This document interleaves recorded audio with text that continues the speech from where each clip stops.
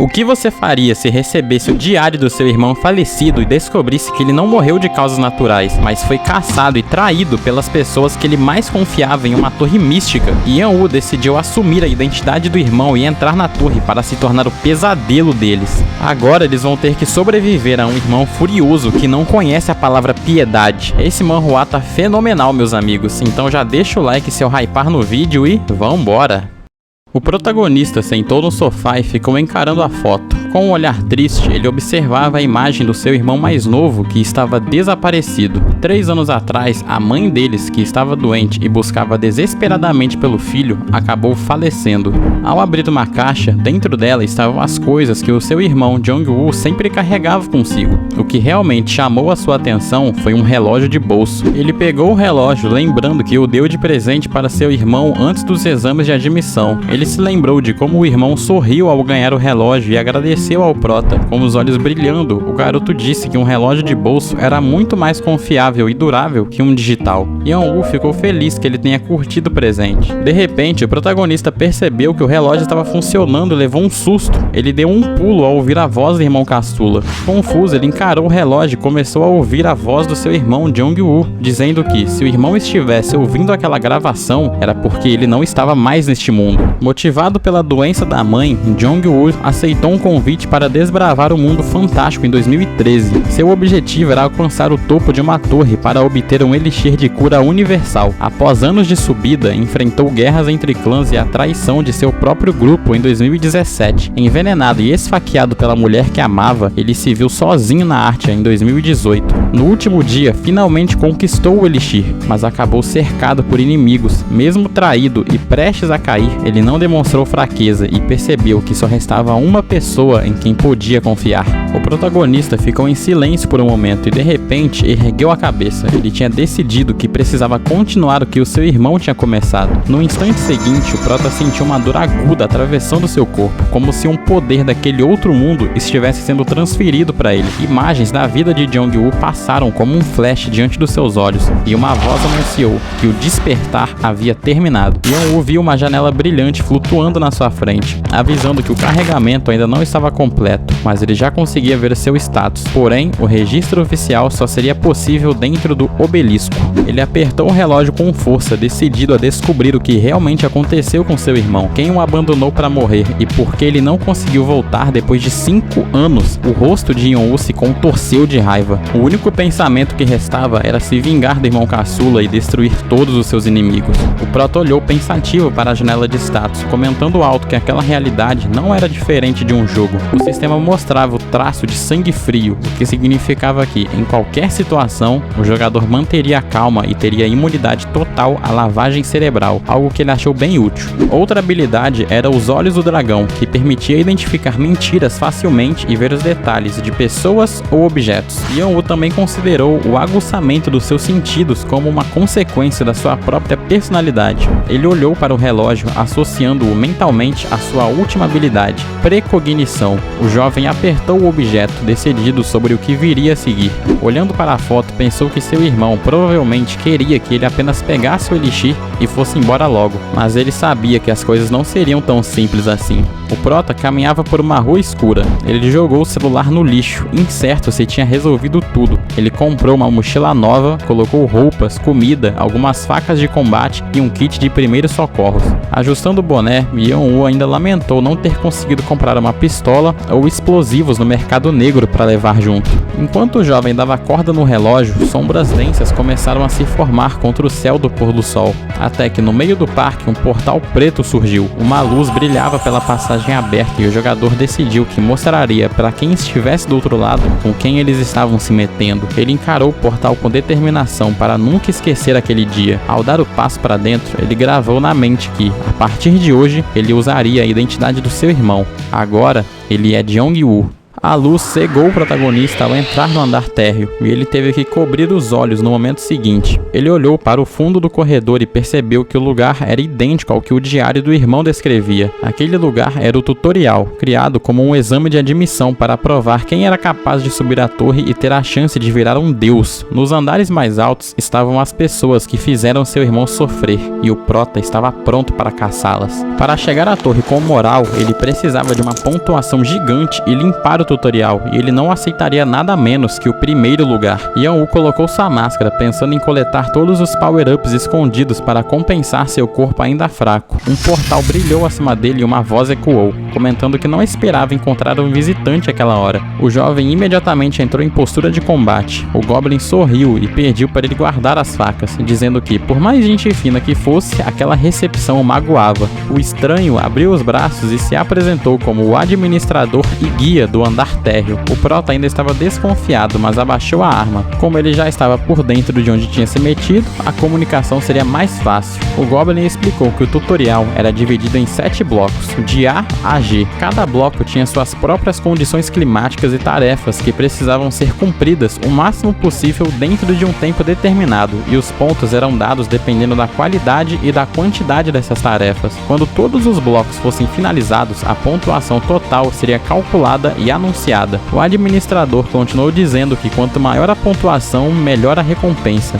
Yan-U olhou para ele e perguntou quanto tempo teria. A resposta foi que eram apenas 30 dias, e como ele dividiria esse tempo entre os blocos, dependia só dele. O supervisor estendeu a mão e acrescentou que esta rodada já começou faz uma semana, perguntando se o protagonista não preferia entrar na próxima rodada, mas o jovem sacou que o time mais forte já estava longe demais, tanto que seria impossível para um novato alcançá-los. Só que era exatamente isso que ele esperava. O prota se agachou enquanto o Goblin pensava que jogadores como ele seguiam um de 2 caminhos: ou acreditavam na própria força até o fim e morriam sozinhos, ou faziam algo realmente interessante de se assistir. Yuki estalou os dedos e anunciou que o teste começava agora. O Goblin fez uma reverência e desapareceu, enquanto o sistema anunciava o início do teste para novatos. Yan-U avançou assim que a contagem regressiva começou. No instante seguinte, o jovem se esquivou de um projétil voador. O prata continuou desviando, lembrando que o diário dizia que havia uma quantidade absurda de armadilhas naquele bloco. Mais projéteis voaram em direção às costas dele, mas o jogador conseguiu repeli-los usando a mochila como escudo. O cara ficou tenso ao ver as flechas de aço cravadas no acessório. Ele abaixou a mochila e concluiu que precisava se encostar na parede para tentar evitar o máximo de dano possível. De repente, ouviu-se outro assobio. Yan-U virou bruscamente, mas era tarde demais. No instante seguinte, várias flechas o atingiram. O protagonista caminhava lentamente pelo corredor, enquanto o sistema avisava que a dor insuportável estava deixando seus movimentos lentos. O jovem respirava pesado, o sangue escorria pelo braço, mas graças às suas características de habilidade, ele logo ganhou tolerância à dor.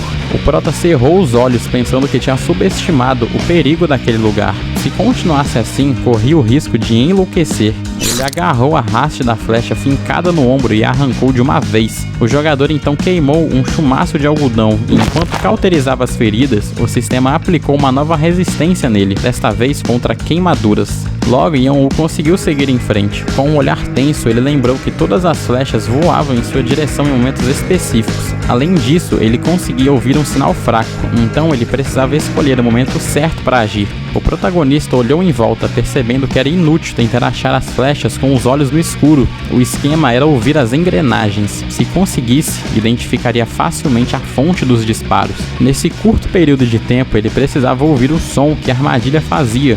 O jovem fechou os olhos e ativou o apuramento de sentidos. O prata conseguiu ouvir um rangido baixo e ergueu a cabeça. O combatente lançou sua faca na direção do som, e ela se cravou na fresta entre os blocos de pedra. Ele viu a armadilha se despedaçar em pedacinhos. Com um sorriso, o jogador pensou que agora não seria tão difícil encontrá-las. Ele continuou avançando pelo meio da chuva de projéteis, repelindo alguns com a faca. Ele notou que vários status estavam melhorando com suas ações. Por exemplo, se o prota desviasse de uma flecha azul, sua agilidade aumentava. Ele já tinha subido o nível dela para o nível 1. Se parasse uma flecha vermelha, a sua força subia. E se fosse atingido por uma flecha amarela, a resistência era treinada. Quanto mais altos fossem seus status, mais vantagem ele tiraria desse tutorial. Yeon-woo continuou avançando, mas logo percebeu que o sangue estava correndo por baixo da máscara. Ele limpou o rosto, meio irritado por não conseguir aumentar seus pontos de vida tão fácil quanto os outros atributos, mas decidiu que não podia desperdiçar a chance de lapidar suas habilidades ali. Enquanto isso, Yuki observava os monitores resmungando que aquele cara estava ficando cada vez mais interessante, porque ele se destacava totalmente dos outros jogadores do bloco. O supervisor continuou assistindo e concluiu que aquele tutorial prometia ser bem divertido. Nesse meio tempo, Yeon-woo chegou ao ponto final do percurso e notou que seus status tinham melhorado bastante. Ganhar tudo aquilo logo no primeiro dia não parecia nada mal, mas ao fechar a janela do sistema, ele mudou de ideia. Aquilo ainda não era o suficiente. Ele cerrou os punhos, sentindo que sua força física, agilidade, resistência e poder de destruição estavam muito superiores. O jovem empurrou a porta e seus olhos se arregalaram quando o sistema anunciou o tratamento de suas feridas logo na entrada. Ele observou, maravilhado, enquanto uma luz dourada o envolvia por completo. O prota olhou em volta e percebeu que estava em uma área de descanso. Finalmente, ele se permitiu relaxar e respirar fundo, mas acabou desabando no chão. Quando abriu os olhos novamente, percebeu que tinha apagado. De repente, um estranho encapuzado ergueu as suas mãos, chamando sua atenção. Yeon-woo recuou de susto, a mão voando para a faca enquanto tentava entender quem era aquele sujeito e por que não o tinha notado antes. Mas aí o protagonista parou e percebeu que estava diante de um mercador misterioso. O estranho abriu os braços, aliviado por ter sido reconhecido, já que dizia amar seus clientes. Ele se apresentou apenas como um mercador que estava de passagem. Enquanto o mercador estalava os dedos, o jovem lembrou do que estava no diário. Esse cara aparecia de vez em quando entre os blocos para suprir os jogadores com itens necessários em troca de uma taxa, e ele vendia literalmente qualquer coisa que se pudesse imaginar.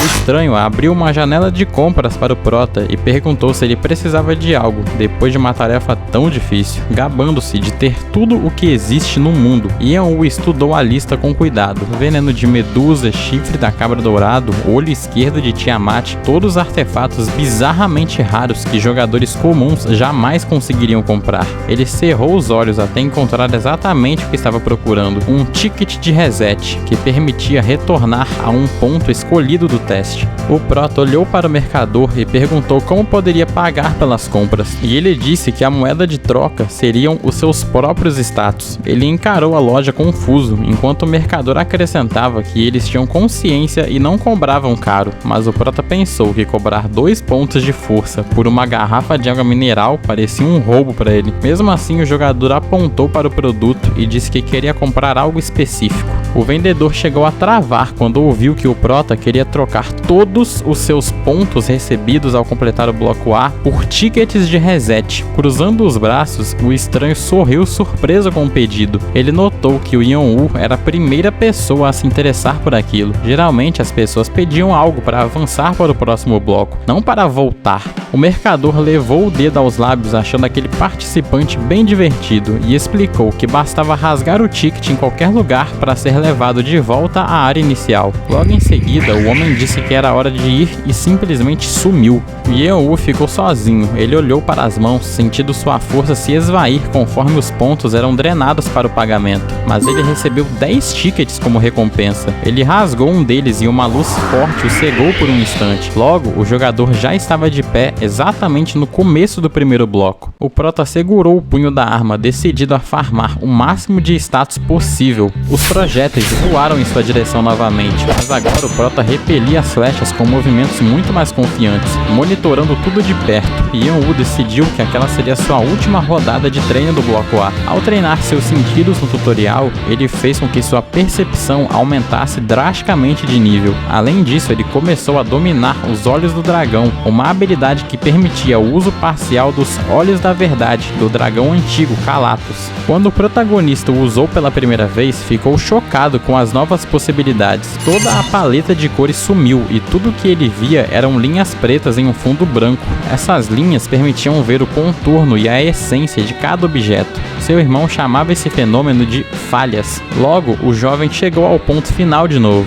Ele abriu a janela de status pensando que dessa vez levou apenas umas 4 horas, o que era excelente comparado às 34 horas da primeira tentativa. Os status dele estavam ainda melhores, o suficiente para bater de frente com muitos jogadores. O Prota tinha certeza de que os melhores do ranking já deviam estar chegando ao bloco E. Se ele ficasse para trás mais um pouco, nunca conseguiria alcançá-los. Era a hora de levar essa corrida a sério. O Prota entrou na zona do chefe do bloco A. Yan-U cerrou os olhos, decidido que precisava limpar os blocos A e B de uma vez só. Flechas flamejantes já voavam em sua direção e o jovem brandiu sua faca. Ele repeliu os projéteis, mas notou que a velocidade deles era maior do que esperava. Ele continuou golpeando, percebendo que não podia vacilar nem por um segundo, mas seus olhos se arregalaram quando os ladrilhos desmoronaram sob seus pés. O chão se abriu, ele conseguiu notar os espetos afiados lá embaixo e percebeu que a queda seria fatal. Ele deu um mortal no ar e conseguiu alcançar o piso firme, pousando com sucesso. De repente, o Prota percebeu que outro alçapão se abriu acima dele e uma corrente de chamas jorrou. O jovem golpeou com a faca e, com a ajuda dela, criou uma corrente de vento que abriu uma passagem. Yan-U atravessou o caminho enquanto o sistema aumentava sua resistência a queimaduras, mas logo atrás da muralha de fogo surgiu outro obstáculo. Algo enorme voou direto na direção do protagonista. Um punho de metal atingiu a barriga do jovem, que saltou para o lado e conseguiu se manter de pé. Ele cerrou os olhos tentando entender o que era aquilo. Ele lembrou que o diário do irmão mencionava uma engenhoca que copiava o jogador. Se não me engano, chamava-se Espantalho de Cobre. Ele era capaz de copiar as habilidades dos jogadores e usá-las com um poder ainda maior. Se você conseguisse derrotá-lo, o acesso à sala do chefe se abria, senão era o fim da linha. O Prota olhou atentamente para o inimigo, que poderia ser destruído em um embate direto ou apunhalado. Yan-U ativou os olhos do dragão e entrou em postura de combate. O protagonista notou um coágulo negro no peito do boneco e percebeu que aquele era o seu ponto fraco. O jovem avançou contra o oponente, mirando no lugar certo. De repente, uma voz vinda de trás gritou que aquela coisa se movia devido a sensores e que eles precisavam ser encontrados e destruídos. O Prota cerrou os olhos e percebeu que aquela era a voz da pessoa que ele já tinha notado graças aos seus sentidos aguçados. O jogador brandiu sua arma e a cravou direto no peito do golem.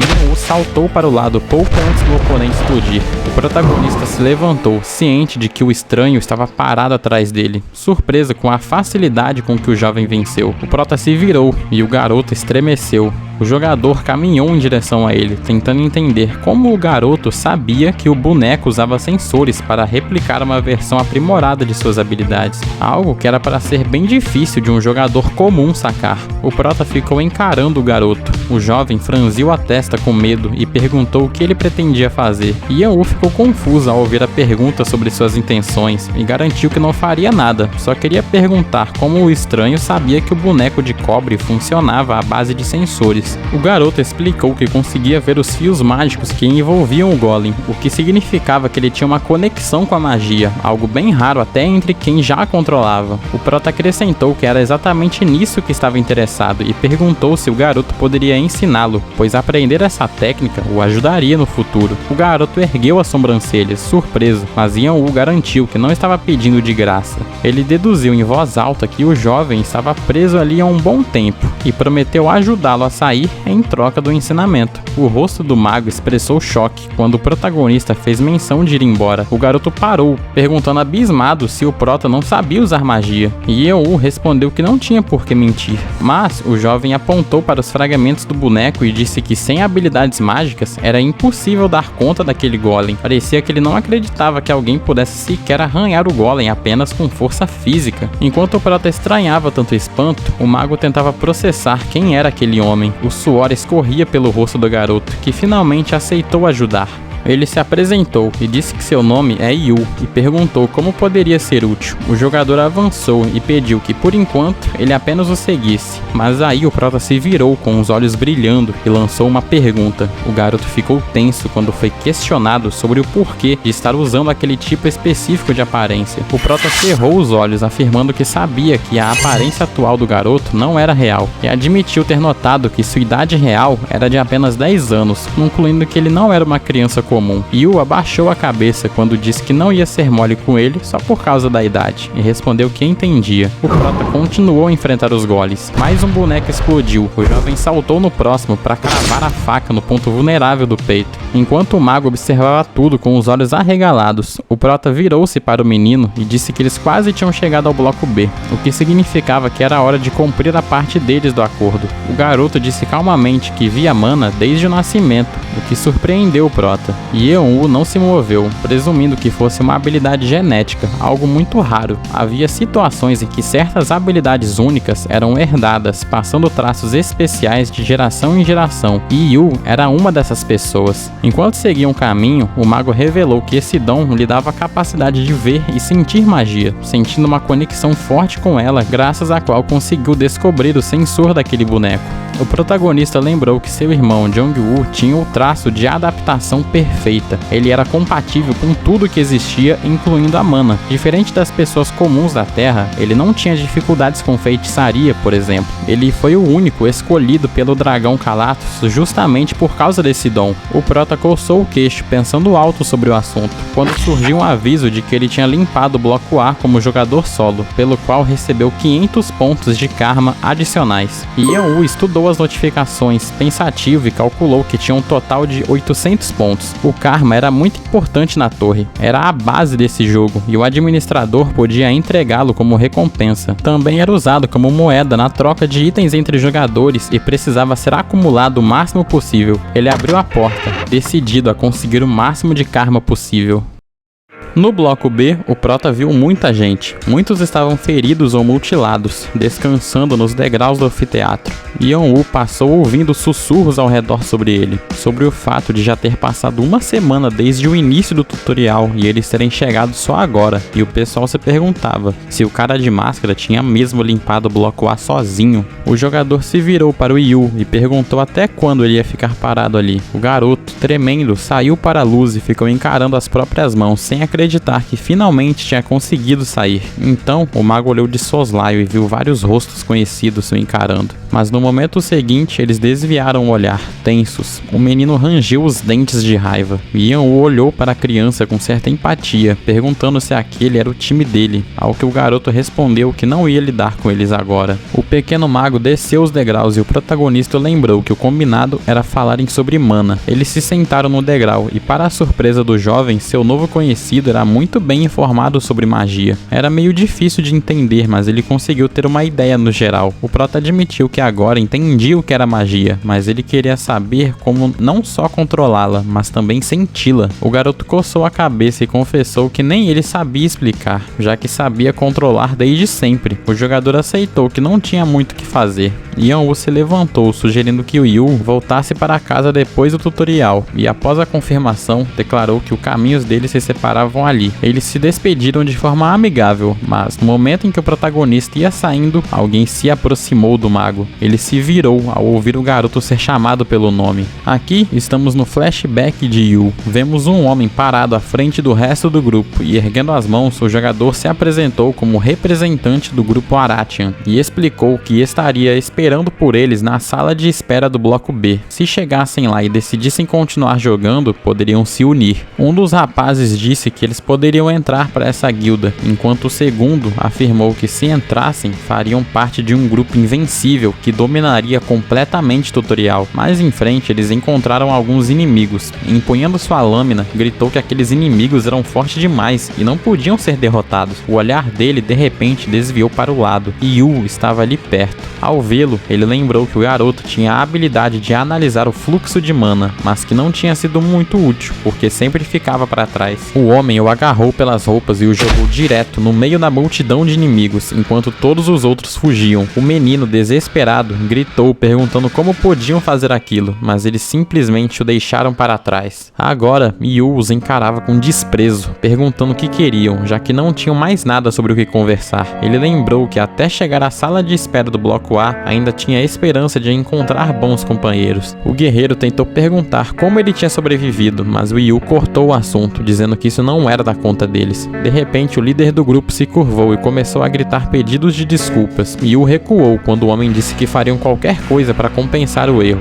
mas em troca imploraram para que ele não contasse a ninguém sobre a traição. Todos se curvaram e começaram a implorar. O menino, irritado, exclamou que não entendia o que eles estavam dizendo e mandou que saíssem da frente, pois não queria mais ver aquelas caras nojentas. O rapaz ficou observando Yu se afastar. Ao abrir os olhos, ele percebeu que não podiam deixar as coisas assim, pois já tinham dito a Bill, o superior da guilda, que aquele garoto tinha sacrificado a vida por eles. O lutador sabia que, se a verdade vazasse, sua posição na Aratian, pela qual trabalhou tanto, estaria perdida. Ele fixou o olhar nas costas de Yu e disse que vai matar o garoto e silenciá-lo para sempre. Ali na sala de espera, um lugar onde ninguém estava realmente vigiando, não seria difícil se livrar dele sem ser notado. Levando a mão ao punho da espada, o jogador lembrou que Bill nem sabia qual era a aparência de Yu, então ele poderia simplesmente dizer que o garoto foi apenas mais uma vítima na sala do chefe. A mão do líder já estava no cabo da espada, mas o prota apareceu logo atrás. O homem se virou tentando perguntar quem ele era, mas o golpe do Yeon-woo já tinha atingido seu braço. O jogador agarrou o membro ferido e soltou um grito de pura agonia e desespero. Yu se virou na mesma hora e o restante do grupo se colocou na frente do líder. O protagonista percebeu que já poderia ter seguido para o bloco B tranquilamente, mas ao ver que o garoto ia ser traído pelos próprios aliados novamente, ele simplesmente não conseguiu ignorar. Ao fechar os olhos, Yeon-woo sentiu que aquela situação era um espelho do passado. A imagem de um homem atravessado por várias lâminas veio à mente. Ele lembrou que seu irmão, Jong-woo, também foi esfaqueado pelas costas por quem ele confiava. Os guerreiros à frente tentavam entender como aquele homem tinha surgido ali sem que ninguém percebesse. O prota, empunhando sua adaga, avisou que, se eles estavam dispostos a esfaquear alguém pelas costas, deveriam estar prontos para receber o mesmo golpe, e disse para eles largarem suas armas. O líder, rangendo os dentes de dor no braço, gritou para que eles largassem as armas logo, e assim que eles obedeceram, o prota quebrou a mão do líder sem piedade. Um dos comparsas, de olhos arregalados, gritou que esse não era o combinado. O prota o calou com um soco direto no rosto, mandando o corpo do sujeito direto pro chão. Os outros dois também fecharam a cara e partiram pro ataque, mas o prota correu ao encontro deles com a adaga em punho. Com um movimento rápido, o jovem deslizou por entre as pernas deles. No instante seguinte, os dois caíram de joelhos, gritando de dor. Ele se virou num piscar de olhos e atingiu o rosto de ambos, deixando os inimigos com os olhos brancos totalmente nocauteados. Yu assistia a tudo de boca aberta. Ele sabia que o homem era forte, mas não imaginava que fosse tanto assim. Yeon-woo se aproximou e notou que o garoto estava observando em choque. Parado na frente dele, o prota desejou boa sorte em sua jornada e deu um último conselho, que ele tomasse mais cuidado ao escolher suas companhias. O menino, levando as mãos ao rosto, gritou palavras de imensa gratidão, enquanto ele já se virava para partir. Os olhos do garoto brilharam quando ouviu o Yeon-woo dizer que, algum dia, ele deveria dar uma olhada no Jardim de Flores em Priya. O protagonista comentou que aquilo seria útil para ele e seguiu seu caminho. Yu ficou ali, cerrando o punho, dizendo que também iria ficar forte, custe o que custar. Enquanto isso, em outro ponto, alguns jogadores observaram a cena de longe. Um deles abriu um sorriso sarcástico. O cara, empurrando o companheiro com o pé, disse que era hora de parar de dormir. A parceira bocejou, esfregando os olhos, e reclamou que não conseguia dormir em paz. O jogador, sentado ao lado, perguntou se ela tinha visto o que tinha acabado de acontecer ali. Ele explicou que aqueles caras que foram surrados eram os mesmos que ficavam se gabando de que logo seriam aceitos na Aratian, mas parece que já receberam o que mereciam. A garota se espreguiçou e comentou que não dava para esperar muito de gente com aquela personalidade. Para ela, não passavam de pivetes comuns, mas seus olhos se arregalaram ao completar que um único homem tinha derrotado todos eles sozinho. O amigo confirmou, dizendo que tudo indicava que aquele jogador tinha limpado o bloco A inteiramente solo. A garota falou que então, logo os oficiais da guilda tentarão se vingar dele. O cara explicou que era por isso que estava interessado. Como o mascarado era um jogador solo, sem amigos ou aliados, ele era um talento raro que precisava ser observado. A garota, levando a mão ao queixo, disse que não tinha certeza disso, pois agir dessa forma poderia acabar atraindo a fúria dos oficiais da guilda para cima deles. O lutador se levantou e perguntou desde quando ela se preocupava com esse tipo de coisa. Ela, franzindo a testa, pediu para ele parar de tentar colocá-los em problemas. O cara perguntou se ela iria com ele ou não. A garota se levantou e admitiu, de olhos fechados, que ele sabia muito bem que ela adorava fazer esse tipo de coisa. Enquanto isso, o prota estava parado diante de 4 passagens. Ele lembrou que a as portas eram organizadas por ordem de complexidade. Quanto mais à direita, mais difícil o desafio. Uma passagem azul surgiu em sua mente ao lembrar que seu irmão Jong-woo tinha escolhido aquela porta para facilitar a vida dele e de seus companheiros. Porém, depois de um tempo, o irmão descobriu que tinha cometido um erro enorme. No bloco B, a quantidade e a qualidade dos itens dropados dependiam totalmente da cor da porta escolhida. O protagonista parou diante da passagem preta e percebeu que era por isso que deveria seguir por ali. Ele visualizou sua lâmina, sabendo que precisava obter a adaga vampírica de Bathory. A porta começou a se abrir. Assim que entrou, o sistema notificou que o caminho negro havia sido escolhido e que agora ele precisava atravessar o lago e chegar ao outro lado vivo. Yan-woo chutou uma pedra para dentro da água e no mesmo instante o objeto começou a se dissolver. Olhando para baixo, o jovem percebeu que essa água era capaz de matar uma pessoa comum instantaneamente. Seus olhos mudaram para a cor laranja ao ativar os olhos do dragão. Ele notou algo preto na parede e tocou o local com a mão, revelando uma passagem oculta. Ele decidiu avançar e, imediatamente, o sistema confirmou a detecção do caminho secreto. Ele começou a descer as escadas e, ao olhar para frente, percebeu que tinha encontrado algo importante. Havia algo branco na parede à frente dele. Era o musgo branco, comum em cavernas. Dizia-se que ele continha o espírito da lua e que qualquer humano que o provasse teria uma dor de barriga terrível, além de um gosto horrível na boca. O segredo que seu irmão Jong-woo descobriu depois de um tempo é que o musgo pode ser consumido se misturado com outros ingredientes. Se ele conseguisse usar o coração do monstro e o musgo ao mesmo tempo, as duas propriedades opostas seriam absorvidas, formando um remédio milagroso que fortalece o corpo e os músculos.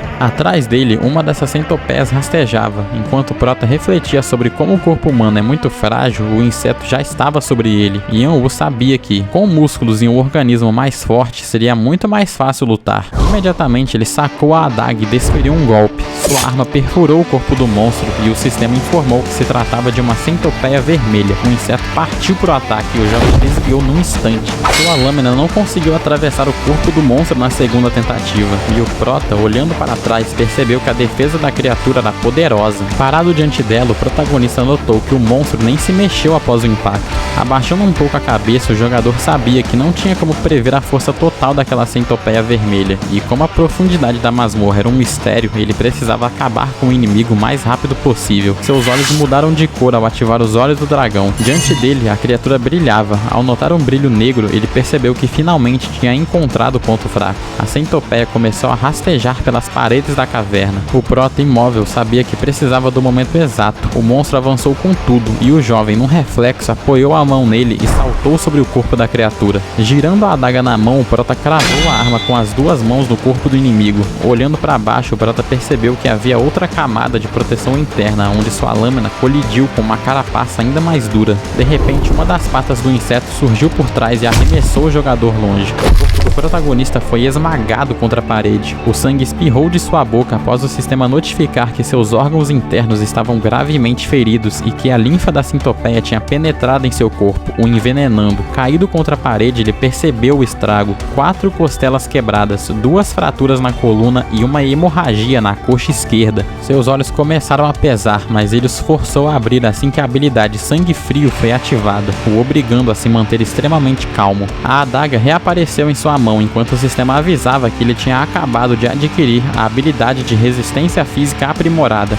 O monstro pairou sobre ele e uma nova mensagem surgiu. Ele ganhou a habilidade Desejo de Batalha. O prota bloqueou o ataque com a adaga, sentindo o braço tremer sob a pressão do inseto. Ele se abaixou e mirou onde não havia carapaça dura. Sua lâmina avançou direto na barriga do monstro. O jovem continuou rasgando o ventre da criatura, com um sangue azul respingando em seu rosto, enquanto a faca seguia cravada no inimigo. O prota e o corpo do monstro estavam estirados no chão, enquanto ele respirava ofegantemente. Logo em seguida, o sistema confirmou a vitória. A centopeia vermelha tinha sido eliminada. Como ele derrotou um oponente teoricamente invencível para o seu nível, o sistema anunciou uma recompensa adicional. Ele começou a tirar a máscara. O chão estava forrado de musgo branco e o jogador começou a comê-los com as mãos. Círculos de luz azulada surgiam perto do seu peito enquanto ele já se posicionava sobre o corpo do monstro. O sangue espirrou para os lados e, em sua mão, surgiu o coração da centopeia. Yan-woo abriu a boca, preparando-se para devorá-lo.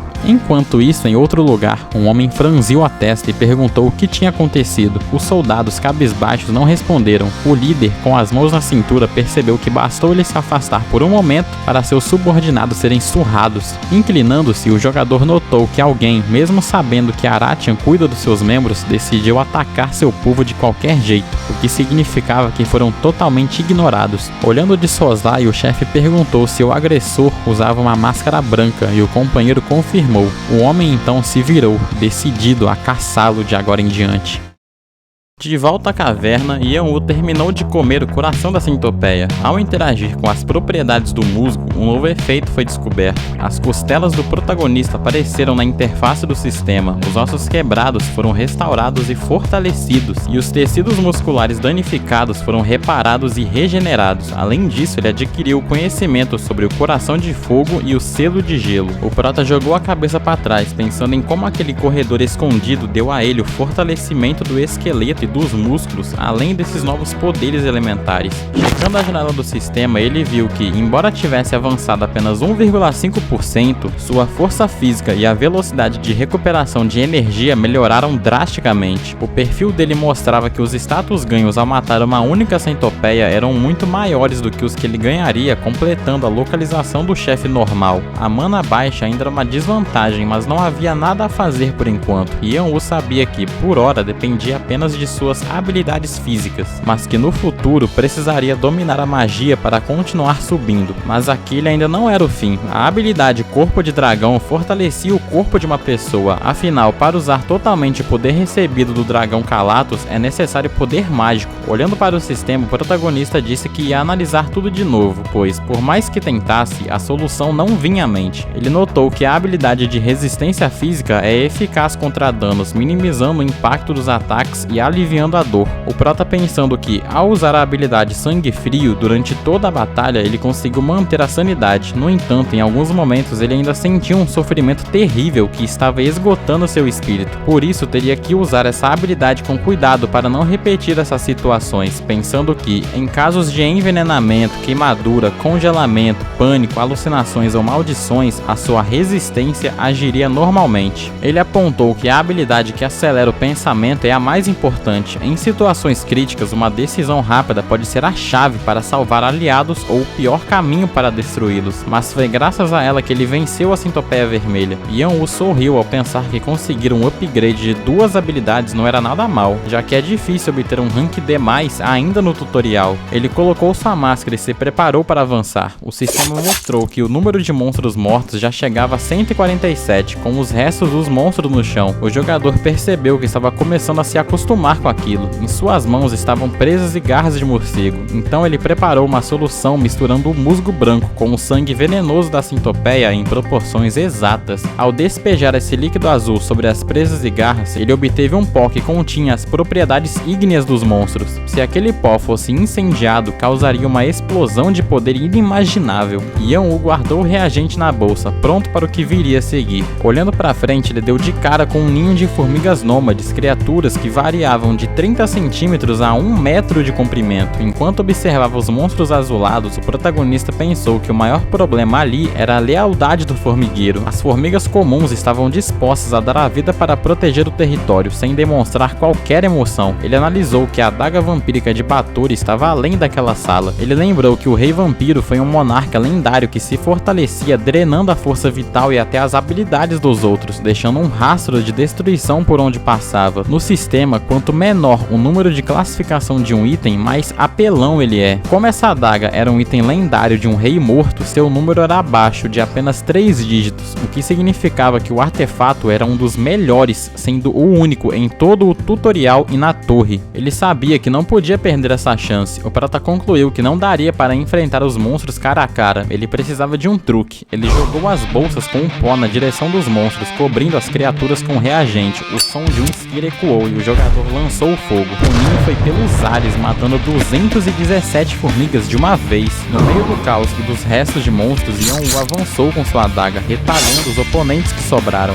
Ajustando o cinto, ele percebeu que a maioria das formigas destruídas eram apenas filhotes ou nem tinham saído do ovo ainda. Alongando o pescoço, ele notou que ainda restava muitos adultos por ali. O Prata pensou que só conseguiria dar conta de todos eles depois que estivesse com a adaga vampírica em mãos. Virando-se, ele decidiu que era hora de partir para a parte mais perigosa do plano. Seus pés tocaram o chão e ele viu um monstro azul com a asa em chamas, cercado por inúmeras patas. O jogador se preparou para a batalha assim que avistou o olho negro da sua oponente, a Rainha Formiga. Com mandíbulas gigantescas, a chefe partiu para o ataque.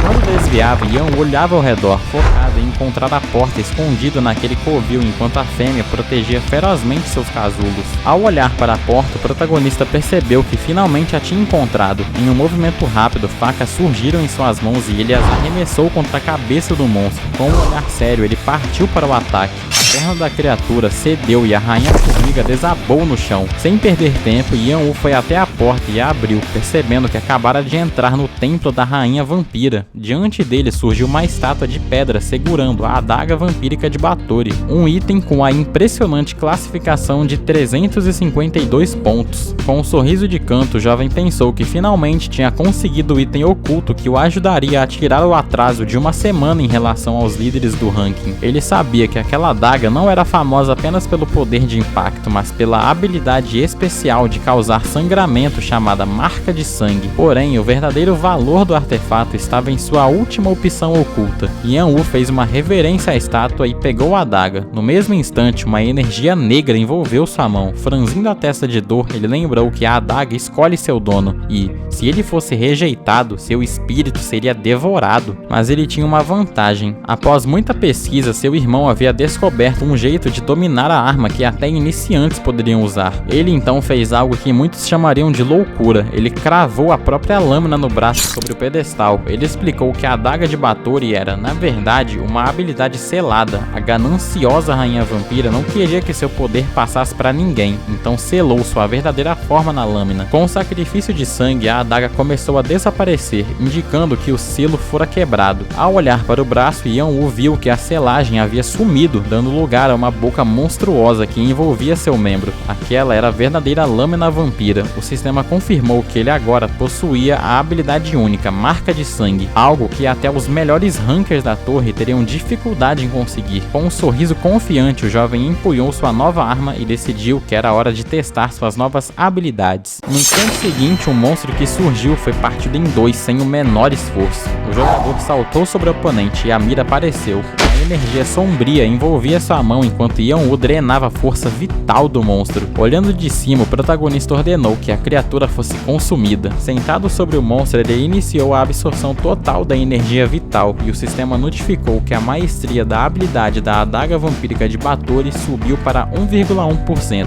A fumaça escura indicava que toda a energia da criatura havia sido drenada. A Rainha Formiga ficou estirada no chão, confirmando a vitória do protagonista, que recebeu um bônus adicional de mérito, elevando seu nível para 300 unidades. Com a queda da rainha, a moral das outras formigas desmoronou e o ninho começou a colapsar rapidamente. Enquanto isso, em outra parte da caverna, um grupo de jogadores observava os rastros de destruição. Um deles perguntou se aquilo era real e a garota ao lado confirmou, dizendo que se ele não acreditasse, poderiam voltar. O rapaz deu um sorriso sarcástico, comentando como o autor daquilo parecia não se importar com nada e apenas caçava monstros sem parar. Eles ficaram impressionados com a velocidade com que aquele jogador misterioso estava upando suas habilidades, já que os monstros definitivamente não tinham ficado mais fracos. Um dos amigos comentou que, por mais engraçado que soasse, os novatos dos andares inferiores estavam ficando tão fortes quanto quem já estava lá em cima. Ao chegarem a um beco sem saída, encontraram cadáveres de monstros sem uma gota de energia sequer. O jogador analisou que eles foram completamente esgotados. Ele se perguntou onde o mascarado teria encontrado algo assim. Ele concluiu que aquele não era apenas um jogador qualquer que limpou o bloco A sozinho. Afinal, o cara tinha em mãos um artefato raríssimo e até uma habilidade oculta. De repente, o grupo se virou ao ver um monte de monstros fugindo de algo. Os dois olharam um pro outro, confusos com essa situação estranha.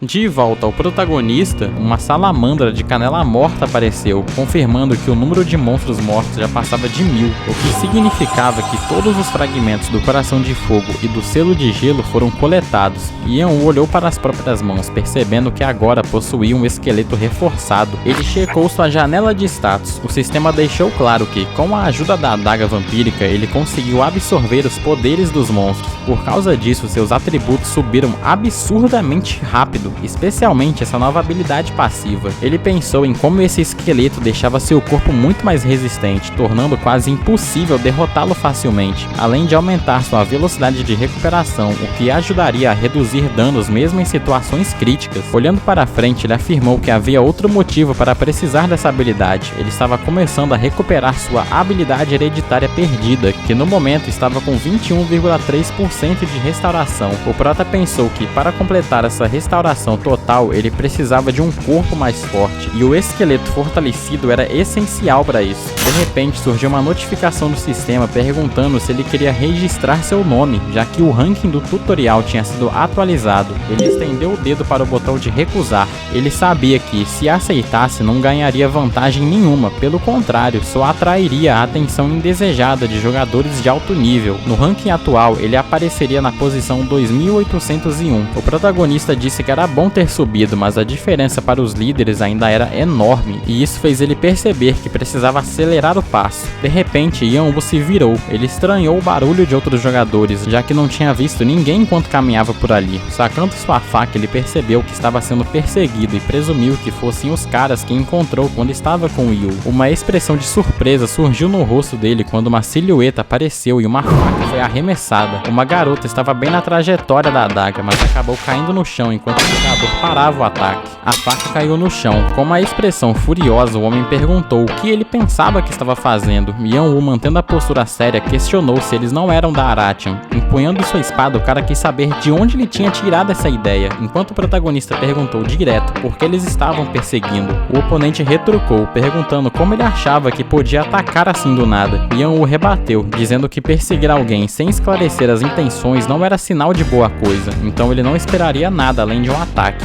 Os dois se encararam até que o homem se curvou e pediu perdão, admitindo que foram tolos dessa vez. Sem demonstrar emoção, o prota perguntou novamente o que eles queriam com ele. Os jogadores se olharam e, apontando o dedo, o estranho convidou o prota para ser seu aliado. Rolou aquele silêncio constrangedor. A garota, olhando para o amigo, mandou ele parar com aquilo porque a situação estava ficando terrível de vergonha. E Yan-U se perguntava quem eram aquelas figuras. Quando ele ia saindo, o estranho avisou que ainda não tinha acabado. O protagonista parou e perguntou o que ele ainda tinha a dizer, e o homem repetiu o convite para serem companheiros de equipe. A resposta foi curta e grossa: impossível. Surpreso, o cara perguntou por que ele recusou. Dando as costas, o protagonista afirmou que não sabia quem eles eram, o que faziam e que não tinha o menor interesse em jogar em time. Indignado, o jogador apontou para si mesmo e perguntou se ele realmente não o conhecia. Yan-U respondeu que não, e ainda mandou um "eu deveria?". Levando a mão ao peito, o homem disse que era impossível não conhecer um dos melhores do tutorial. A garota, de olhos fechados, explicou que ele era gente boa, mas o problema é que vivia se gabando, o que tornava a conversa cansativa, e pediu que Yan-U não levasse a mal. Ela finalmente se apresentou. Eles eram Doyle e Khan. Na mesma hora, Yan-U sacou que estava diante do terceiro e do 11º colocados no ranking. A garota ficou meio sem graça e admitiu que era suspeito eles ainda estarem por ali, quando já deveriam estar nos níveis E ou F. O protagonista disse que acreditava neles, e quando Khan perguntou se era sério, o prota ativou seus olhos do dragão para analisar a situação.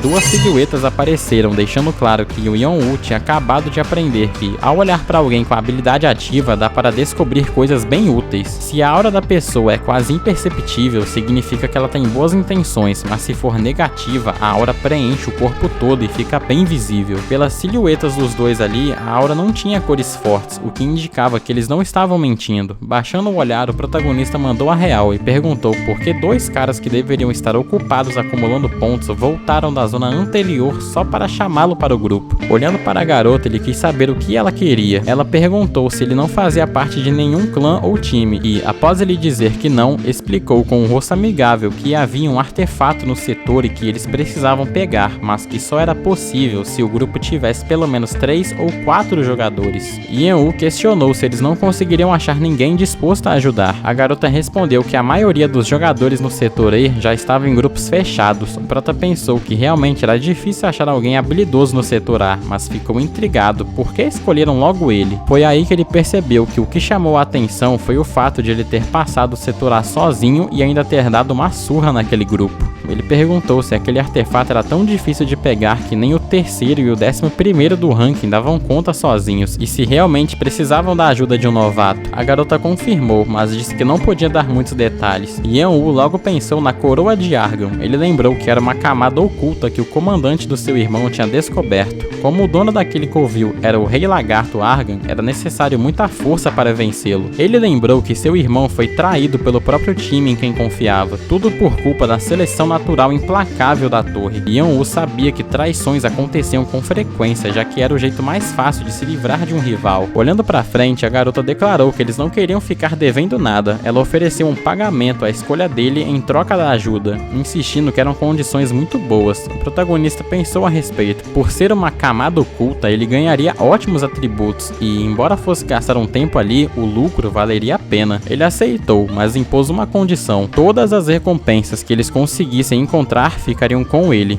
A moça concordou, ressaltando apenas que ele teria que mostrar serviço e provar suas habilidades. Dentro da caverna escura, o Khan estendeu a mão, dizendo que aquele encontro parecia o destino e sugerindo que se apresentassem. Ao apertar a mão dele, o jovem pensou que, em um campo de batalha como aquele, não fazia sentido revelar seu nome real. Ele precisava de um codinome. Com um olhar fixo, ele anunciou: "Meu nome é Caim." Enquanto isso, o monstro caído no chão balbuciava que pessoas fortes haviam chegado. Um dos aliados observava o rastro de destruição de Yan-U. Logo em seguida, o grupo atravessou a passagem e entrou no setor C. Khan estava exausto, dizendo que sentia que ia morrer de cansaço, enquanto a garota comentou que, se estivesse escuro, ela simplesmente dormiria ali mesmo. Nesse momento, Yan-U lembrou que o tutorial é dividido em dois lados, o interno e o externo. No lado interno, setores A a D, os jogadores avaliam suas capacidades e focam em upar as habilidades que faltam. Já no lado externo, setores E a G, não dá mais para treinar. Você precisa se garantir apenas com o que já conquistou. De repente, o sistema notificou o início do teste do setor C. Yan-U segurava um token na mão. Esses itens estavam escondidos por todo o setor e podiam ser trocados ou roubados. O desafio era claro: coletar 99 tokens para provar o seu valor. O Prota achou aquilo irritante, pois sabia que achar 98 tokens escondidos daria um trabalho absurdo, sendo muito mais fácil e óbvio roubá-los de outros jogadores. Como seu irmão havia escrito no diário, essa fase exigiria um esforço brutal. Olhando para o artefato, o protagonista percebeu que Khan e Doyle não pareciam nem um pouco interessados nos tokens. Ele sacou que eles já deveriam ter coletado todos os 99 antes de usarem um ticket de retorno para voltar ao longe do setor B. Ele sugeriu que resolvessem logo o mistério da sala oculta e seus parceiros concordaram, mas avisaram que o setor C era muito mais extenso e complexo que os anteriores. Ao leste, rochas negras pontiagudas rasgavam o céu. Ao redor, planícies cortadas por rios e colinas. Ao norte, uma floresta densa que dava lugar a um pântano sombrio. Os monstros mudavam de acordo com o terreno. Fora da mata havia apenas criaturas pequenas como goblins e kobolds, mas ao entrar no coração da floresta, o bicho pegava, com trolls e orcs. Era espancando esses monstros que se encontravam os tokens escondidos. O grupo então definiu o objetivo: o norte, rumo aos pântanos. Enquanto caminhavam pela floresta, a notícia da nova aliança já corria. Em outro ponto do mapa, um guerreiro de elite franziu a testa ao ouvir que o novato que detonou o grupo do Ken agora estava andando com Khan e Doyle. Ele não entendia o que dois rankers do topo estavam fazendo ainda naquele setor. O subordinado explicou que não tinham informações exatas, mas que testemunhas confirmaram ter visto a dupla no longe do setor B. O chefe ficou furioso, percebendo que os dois provavelmente estavam tentando recrutar o mascarado para o time deles. Ele concluiu que, se a elite estava interessada no cara, então a situação tinha acabado de virar um problema sério para os planos dele. Franzindo a testa, o líder declarou que o protagonista estava cavando a própria cova ao achar que podia simplesmente ignorar a Aratian e a Ilha das Flores Azuis. Levantando-se da cadeira, ele ordenou que todos os membros da organização fossem convocados e os subordinados responderam que já estavam todos esperando do lado de fora. Empunhando sua espada, o chefe deu a ordem: eles iriam caçar o homem mascarado. Enquanto isso, sentado sentado perto de uma fogueira, Caim refletia sobre como o tempo estava passando rápido. Ele percebeu que desde que entrou na torre mal tinha descansado, apenas correndo atrás dos seus objetivos sem parar. Olhando para a lua, ele pensou que o céu ali era igual ao da África e lembrou que seu irmão também amava esses momentos de calma e silêncio assim. Ele desviou o olhar para seus novos aliados e pensou que Khan e Doyle eram diferentes dos outros jogadores. Eles estavam sempre sorrindo, mas transbordavam uma confiança que os outros não tinham. Khan e Doyle dormiam tranquilamente, agindo como se aquela rotina perigosa fosse algo normal para eles. O Prota observou que o entrosamento dos dois em batalha era bizarro de tão bom. Khan ficava com um ataque físico bruto, enquanto Doyle usava a mente para controlar a situação e prever os movimentos dos inimigos. Yan-U se perguntou que tipo de relação eles tinham para serem tão próximos e profissionais, mas logo tratou de afastar esses pensamentos. Ele não queria saber da vida deles e nem se tornar íntimo, mas a presença dos dois inevitavelmente o lembrava do seu irmão. Ele percebeu que quanto mais a noite avançava, mais pensamentos inúteis surgiam, e ele estava decidido a se livrar deles. De repente, Yan-U olhou para a escuridão. Em alerta, Khan acordou e perguntou o que estava rolando, já que ainda não era o turno dele na patrulha. Doyle também acordou, bocejando e reclamando que estava um barulho danado que não iam deixá-los em paz nem para dormir. O Prota comentou que aquilo já estava ficando irritante e que ele mesmo ia lá resolver o problema, pedindo desculpas por ter acordado os dois. Dando um sorriso, Doyle disse que o Prota não tinha culpa, até porque seu corpo já estava ficando dormente de dormir na mesma posição. Ele comentou que agora eles poderiam se alongar de verdade. Olhando para o aliado, ele perguntou se aqueles caras sabiam que eles estavam ali ou se tinham tropeçado no acampamento por puro azar. Khan respondeu que isso não importava. Ele sacou sua espada longa e afirmou que o importante era que ele já estava com a lâmina em mãos. Houve um corte rápido e um grupo enorme de inimigos apareceu. Khan começou a matar o grupo de ladrões um por um, enquanto gritavam desesperados pedindo piedade. De repente, uma nuvem de moscas e insetos cercou a mão de Doyle, cujo talento era domar insetos, uma habilidade complexa que funcionava melhor contra monstros de inteligência baixa, mas Doyle as usou para devorar os ladrões ainda vivos. De repente, Doyle se virou ao ver dois capangas se aproximando do protagonista que estava sentado em frente à fogueira. Doyle só viu e pensou: que bando de idiotas, foram logo no cara mais perigoso daqui. O capanga se aproximou por trás, empunhando a faca. No completo silêncio, ele levantou a faca e, quando a faca ia atingir o pescoço do Prota, ele sumiu e a faca atingiu o tronco que ele estava sentado. Ele apareceu atrás do ladrão num piscar de olhos e desferiu um golpe fatal nas costas do inimigo. O corpo sem vida caiu no chão e os outros capangas ficaram em pânico e tentaram ir para cima do Prota em uma tentativa desesperada. Ele também foi para cima, desferindo dois golpes fatais no pescoço dos inimigos. Ele desviou do golpe mirado em sua cabeça e desferiu um corte de baixo para cima. Os outros começaram a correr para tentar escapar, mas o Prota só falou: tarde demais. No fim, sobraram 21 corpos estirados na grama. Ao saquear os bandidos, ele encontrou uma bolsa com 81 tokens. Ele comentou que quase tinha batido sua meta de uma vez só. Khan observou que aqueles caras deviam estar há muito tempo no setor, e Doyle completou dizendo que eles provavelmente tinham vendido a maior parte dos tokens, deixando apenas aquela reserva. Considerando que mais de 1000 pessoas entraram nesse setor, não era de se estranhar que tivessem acumulado tanto roubando dos outros. Doyle explicou que aqueles caras eram como abutres, eles atacavam a maioria dos jogadores fracos, que raramente tinham mais de 10 tokens. É a lógica cruel da torre. Os jogadores fortes tomam tudo dos fracos sem esforço, e os fracos entregam tudo para tentar sobreviver. Quanto mais alto você sobe no ranking do tutorial, mais bizarra e óbvia fica essa diferença de poder.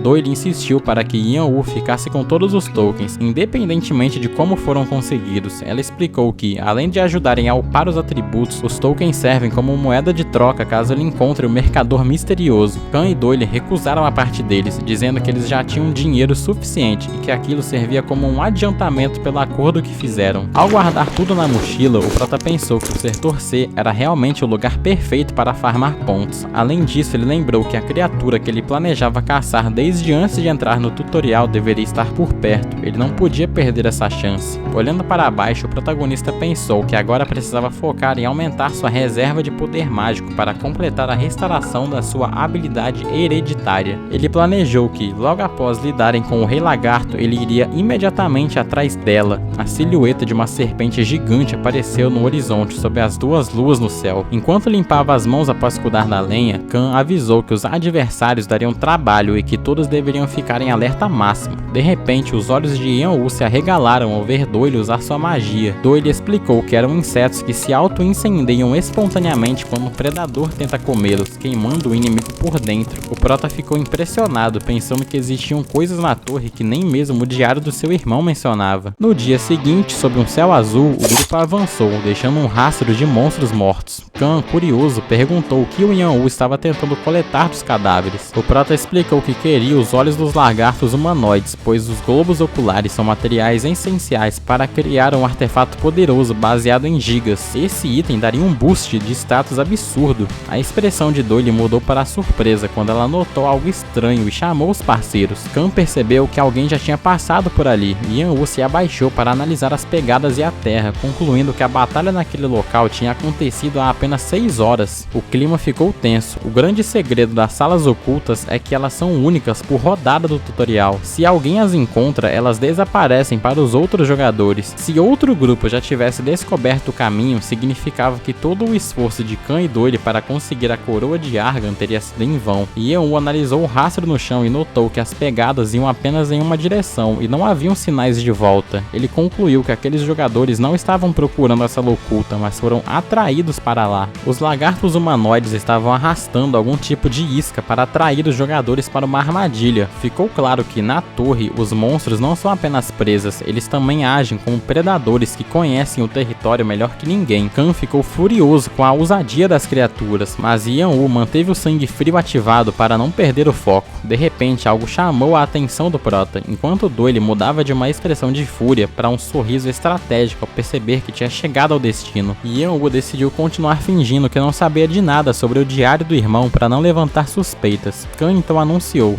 este é o Covil de Argan. Ele explicou que, embora tivessem matado vários lagartos no caminho, o Rei Lagarto que vive ali é de outro nível. Yan-U perguntou se ele era tão forte assim, e Khan admitiu que nem mesmo os dois juntos conseguiriam vencê-lo. O prota questionou se a presença dele mudaria as chances, e Khan respondeu que as coisas melhorariam, mas ainda seria um pesadelo. Além do macho, o rei, havia uma fêmea na parte interna do Covil. Lutar contra os dois ao mesmo tempo seria suicídio para o grupo de 3. Khan então revelou o plano real. Eles não iam matar os reis agora, eles iam roubar o artefato. O plano era Khan atrair o macho para fora do Covil, enquanto Yan-U e Doyle seguravam a fêmea lá dentro para pegar a coroa. O objetivo era que Doyle roubasse a coroa diretamente da cabeça dela enquanto ela estivesse ocupada. Sem demonstrar emoção, o prota confirmou que atacaria por trás e Khan concordou, reforçando que, para um roubo, a furtividade é a alma do negócio, e eles não deveriam entrar em combate direto de jeito nenhum. Olhando para frente, o protagonista refletiu sobre sua vida. Ele lembrou de suas missões nos campos de batalha da África, onde não podia contar com a sorte e apenas obedecia ordens como um soldado. Agora, porém, ele se sentia como um mercenário trabalhando por conta própria. A transição da floresta para o campo de batalha foi rápida. Assim que chegaram, os homens lagarto gritaram que intrusos haviam aparecido e os soldados se prepararam com suas lanças.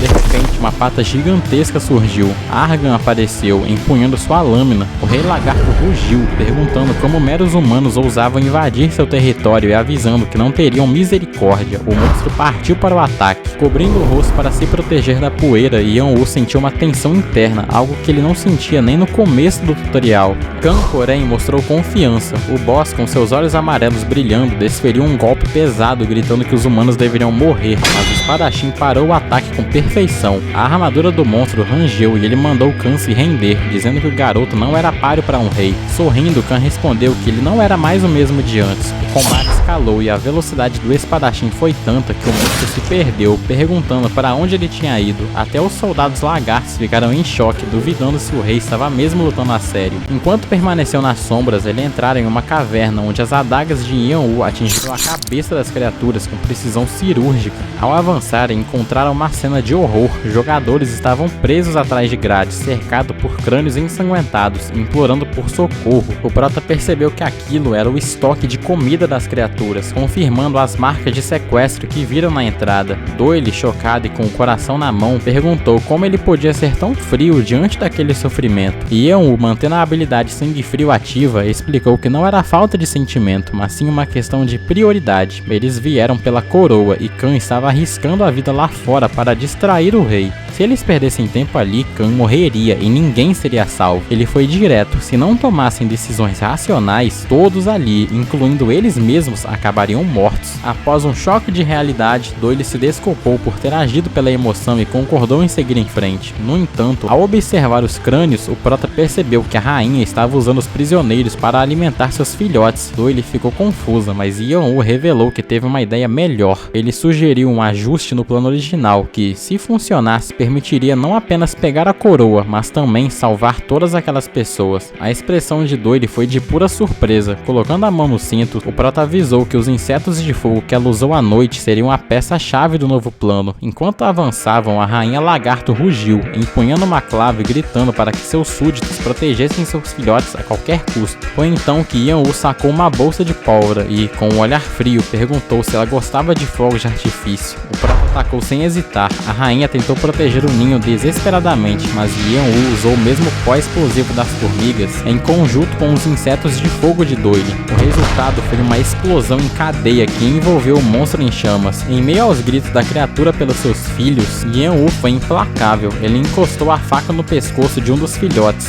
Sangue jorrou e a rainha ficou em choque, perguntando como eles ousavam fazer aquilo. Arremessando o cadáver da pequena fera de lado, o protagonista deu o troco. Já que vocês consideram humanos como gado, deveriam entender que também podem virar um. Em um movimento final, cercado pelos insetos explosivos, a rainha foi destruída. Yeon-woo olhou para o corpo e declarou que humanos e monstros não podem coexistir. Ele avisou Doyle que precisavam pegar a coroa rápido e correr para ajudar Khan. Doyle, com as mãos tremendo, retirou a coroa de Argan da cabeça da rainha morta. De repente, o chão tremeu. O rei Argan apareceu no covil, encontrando o cadáver de sua fêmea. Consumido pelo ódio, ele usou uma habilidade proibida chamada saturação, absorvendo os restos dos poderes da rainha para si mesmo. O monstro sofreu uma mutação bizarra, tornando-se uma fera colossal com dentes de tubarão e uma espada gigantesca. Yeon-woo gritou para todos desviarem no momento em que a lâmina atingiu o solo, emanando ondas de energia vermelha destrutiva por todo o covil. Ao se virar, o protagonista refletiu que, embora Argan fosse originalmente mais fraco que a fêmea, ele se tornou o líder graças à sua habilidade especial. O Prota sabia que, se tivesse hesitado por um segundo sequer, nem os ossos dele sobrariam para contar a história. No mínimo, seriam nocauteados pela pressão do monstro. Com a mão no queixo, ele começou a traçar um plano de emergência. Foi então que um inseto de Doyle voou até o rosto de Yeon-woo. Ela explicou através de telepatia que aquele inseto servia como um transmissor de pensamentos e perguntou se ele tinha alguma ideia. O Prota, sem perder a calma, perguntou se ela conseguia contatar o Khan da mesma forma. Enquanto isso, o Rei Lagarto, possuído pela fúria, rugia, ordenando que os humanos aparecessem. Caso contrário, ele mesmo os caçaria. Em vez de se esconder, o protagonista apareceu bem na frente da criatura, com um gesto provocador. Ele chamou o monstro para o combate. Argan partiu para o ataque, gritando por morte, mas Yeon-woo ativou os olhos do dragão. Ele previu o movimento e bloqueou o golpe, fazendo sua adaga colidir contra a espada gigante do rei. O Prota deu sinal para eles. Khan avançou como um raio, rangendo os dentes e desferindo um golpe lateral que fez o sangue do monstro jorrar. Ao mesmo tempo, Doyle comandou seu enxame de insetos e usou sua magia de explosão, fazendo o Rei Lagarto berrar de dor. Yeon-woo observava com um olhar gélido, percebendo que o esforço combinado dos três estava finalmente drenando a energia de Argan. Porém, o rei não se deu por vencido. Seus olhos brilharam em um vermelho intenso e chamas brotaram de suas costas enquanto ele jurava vingar a morte de Terragon. Ele ergueu sua espada com as duas mãos para um golpe final, e Yeon-woo sabia que qualquer erro agora seria o fim. Eles precisavam de foco total. O Prota avançou em um movimento explosivo para repelir o ataque, seguido por Khan, que bloqueou a espada do inimigo com tanta força que os ombros do monstro começaram a queimar. Ofegante, soltando fumaça pela boca, o Rei Lagarto não conseguia acreditar que meros humanos estavam tratando daquela daquela forma. O lagarto abriu a boca, ofegando tanto que o vapor saía em nuvens. Mesmo coberto de feridas e sangue, ele jurou que vingaria a terra com seus filhotes até o fim. Foi aí que o Yan-U decidiu encerrar o assunto. Ele se abaixou, segurou a adaga com firmeza e avançou direto nas pernas do oponente, cortando seus tendões. O monstro colossal desabou, usando a espada apenas para não cair de cara no chão. Yan-U colocou a mão na cabeça da fera, que olhou para trás aterrorizada. O corpo do rei lagarto começou a queimar enquanto um círculo de sangue surgia atrás de sua cabeça, causando uma dor insuportável. Círculos vermelhos envolveram o braço do protagonista, que observava friamente toda a força do inimigo sendo drenada em silêncio. Khan e Doyle tentaram gritar pelo companheiro, mas tiveram que cobrir os olhos por causa do brilho intenso das chamas. Mesmo morrendo, Argan ainda tentava segurar sua espada, balbuciando sobre vingança até que o fogo se apagou e ele finalmente soltou a arma, sem vida.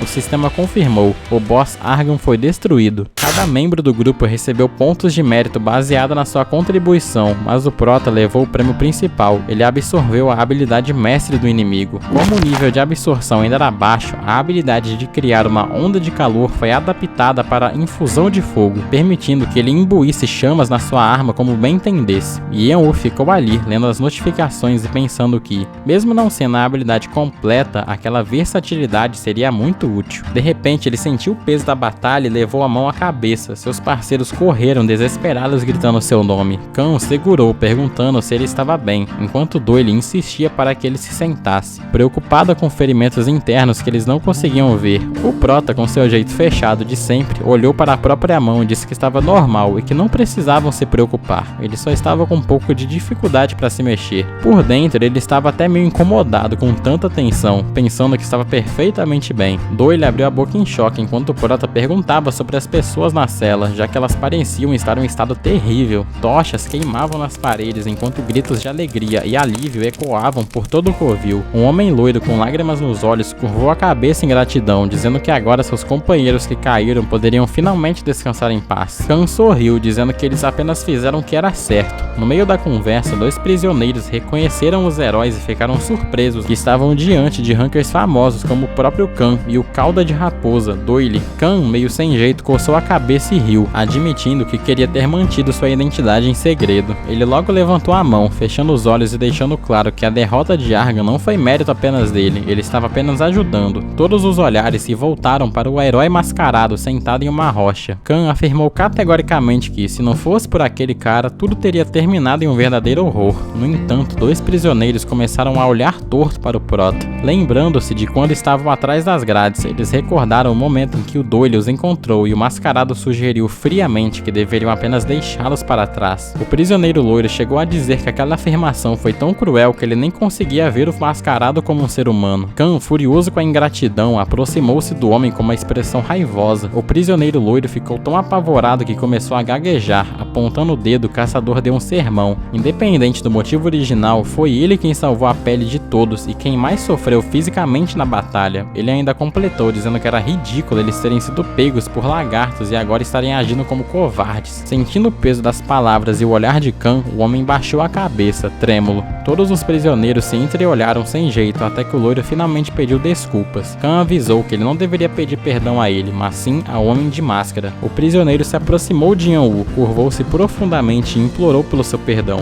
Enquanto isso, Prota continuava olhando para baixo em silêncio, imerso em seus pensamentos sobre a fraqueza e a mediocridade daqueles que o cercavam. Com as pupilas cerradas, o Prota observava a cena. Ele sabia que, enquanto estavam presos, aqueles jogadores imploravam por ajuda, mas agora que estavam livres, o clima de gratidão deu um lugar a um silêncio constrangedor e olhares de esquiva. Enquanto se afastavam, a verdadeira face da ganância apareceu. Os prisioneiros começaram a cochichar, olhando para Khan e Doyle como se fossem baús de tesouro ambulantes, cheios de artefatos e tokens. O ruivo, com um sorriso malicioso, sugeriu que precisavam de uma parte daquilo para sobreviver. O outro prisioneiro hesitou, percebendo que, para ficarem ricos, teriam que trair seus salvadores.